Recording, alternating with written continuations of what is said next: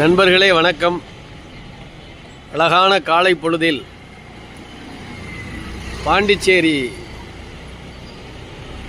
Union பிரதேசத்தின் பயண ஓட்டத்தை நாம் பார்த்து கொண்டிருக்கிறோம்.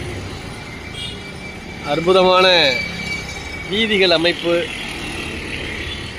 இந்த நகர வீதிகள் அமைப்பு தான் பின்னாளில் செட்டிநாட்டு பகுதிகளில் தெருக்கள் நேராகவும் ஒரே மாதிரியானதாகவும் அமைக்கப்பட்டது போல ஒருங்கே இருப்பதை நாம் பார்க்க முடிகிறது.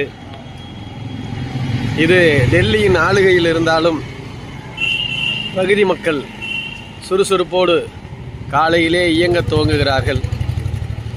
குறிப்பாக நம் பகுதிகளை போன்ற டீ கடைகளும் அதிகமாக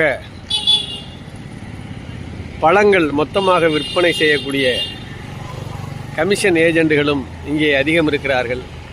இது மட்டுமில்லாமல் துணைநிலை ஆளுநரின் ஆளுகையில் இருக்கிற இந்த யூனியன் பிரதேசம்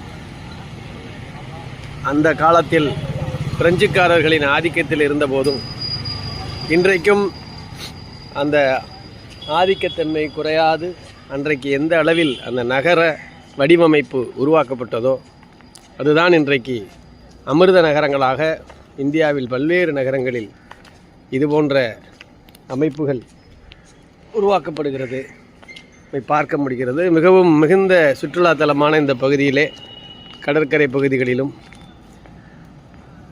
பல்வேறு இடங்களிலும் மக்கள் இனி வரும் நேரங்களிலே அதிகம் கூடுகிற வாய்ப்புகளை எல்லாம் நாம் பார்க்க முடியும். வரலாற்றிலே பாண்டிச்சேரி என்ற புதுச்சேரிக்கு மிகப்பெரிய இடம் இருக்கிறது. இன்றைக்கும் அந்த அழியாத அந்த இடம் அங்கே இருக்கிற வீதிகள் அமைப்பிற்குத்தான் என்பதை யாரும் மறுக்கலாகாது.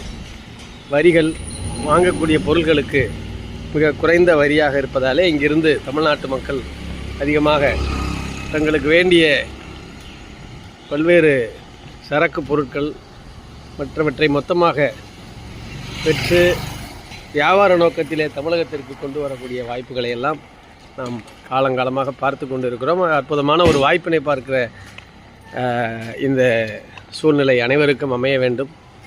நன்றி.